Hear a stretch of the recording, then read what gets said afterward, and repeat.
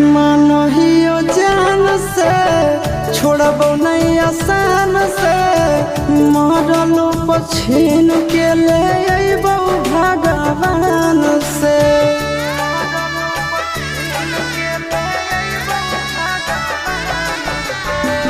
मानहियो जान से छोड़बो नहीं आसान से मरलो पछीन के ले अइबो भगवान से।